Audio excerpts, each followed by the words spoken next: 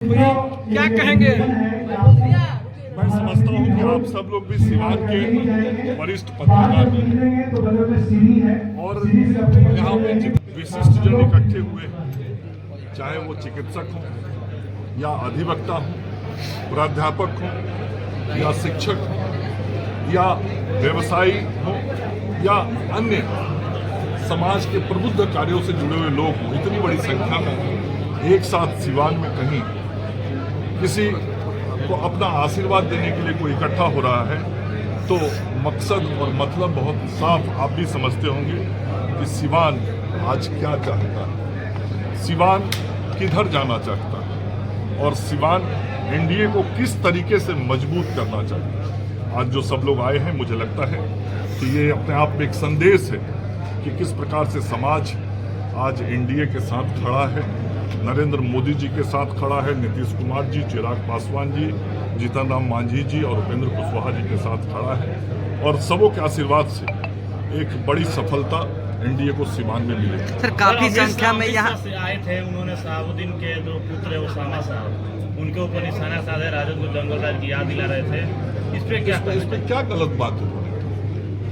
जो आदरणीय गृह मंत्री श्री अमित शाह जी ने बयान दिया, जो पुरानी चीजें, जो इतिहास है, उसको जनता को उन्होंने याद कराया कि पुरानी बातों को भूलिए नहीं और आगे बढ़ना है तो विकासवादी सोच के साथ आगे बढ़ना। आज अवध बिहारी चौधरी जी अपने कैंपेनिंग के दौरान उन्होंने कहा कि स्वास्थ्य मंत्री मंगल पांडे जी यहाँ से चुनाव लड़ रहे हैं, सदर अस्पताल की व्यवस्था लचर है, वहाँ क्या मानक होना चाहिए, क्या होना चाहिए, नहीं होना चाहिए, दवा की कमी रहती है, डॉक्टर की कमी रहती है, बिल्डिंग तो खड़ा कर दिए हैं मगर व्यवस्थाएं सही नहीं है। वो सीधे आरोप लगा रहे थे। देखिए, मैं उन्हीं से कहना चाहता हूँ, 15 वर्षों तक राज था 1990 से 2005 तक और आप सब भी पत्रकार बंधु उस राज को भी देखे थे। उस वक्त अस्पताल की क्या स्थिति थी? सदर अस्पताल तो छोड़ दीजिए, सदर अस्पताल तो आज बहुत बड़े अस्पताल के रूप में बने।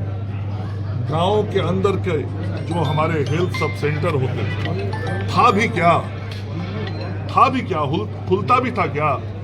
आज वहां भी दवाइयां मिलती हैं। अब चूंकि अवध बिहारी चौधरी जी हमसे वरिष्ठ हैं, मैं उनका सम्मान करता हूं, लेकिन चूंकि विरोधी दल से उम्मीदवार हैं, उनको मंगल पांडे का विरोध करना है, एनडीए का विरोध करना है, तो राजनीतिक बयान देंगे। लेकिन उनका दिल भी जानता है, जब वो विधानसभा के अध्यक्ष अभी कुछ दिनों के लिए थे, मुझे कई कार्यक्रमों में भेंट होता था, तो वही अवध बिहारी चौधरी जी मेरी प्रशंसा वो करते हैं। बहुत अच्छा काम आपने किया। सर, सिवान की जनता अगर आपको चुनती है तो सिवान के लिए क्या कुछ सोचा है आपने एक विधायक के रूप में? देखिए, सिवान के विकास के लिए मैं काम करूँ और सिवान का विकास, जैसे आज मान लीजिए आज सदर अस्पताल बना, आज MCH बना, आज इंजीनियरिंग कॉलेज बना है, आज सिवान का सिसवन ढाला का जो आरओबी, जो आप सब लोग भी, मैं भी बचपन से एक सपना जैसा था, आज उसके काम की शुरुआत हमने करवाई। यदि आंध्र तक के रोड के चौड़ीकरण की स्वीकृति देके उसको काम को करवाया है, यदि दाहा नदी के पुल का निर्माण हमने करवाया है, यदि बबुनिया रोड का चौड़ीकरण हमने करवाया है, तो आप समझ सकते हैं कि मेरा ध्यान सड़क के तरफ भी है, पुल के तरफ भी है और नदी के पास जो छठ घाट हमने सब बनाया है, जो साफ सफाई की कोशिश हमने की, वो भी आपके ध्यान में होगा। उद्योग धंधे लगे, उसकी भी कोशिश हमने की है। यहाँ पे स्किल्ड बच्चे हमारे जो युवा हैं वो स्किल्ड हों, इसकी भी कोशिश हमने की। आगे आने वाले समय में मैं जरूर एक कुछ मुद्दे सिवान की जनता के सामने रखूंगा कि मेरी प्रमुख कुछ कार्य क्या होंगे, जिसमें सड़क से भी जुड़ा हुआ विषय होगा, पुल से भी जुड़ा हुआ विषय होगा, सौंदर्यीकरण से भी जुड़ा हुआ विषय होगा और सिवान जैसा पुराना शहर को कुछ और भी होना चाहिए।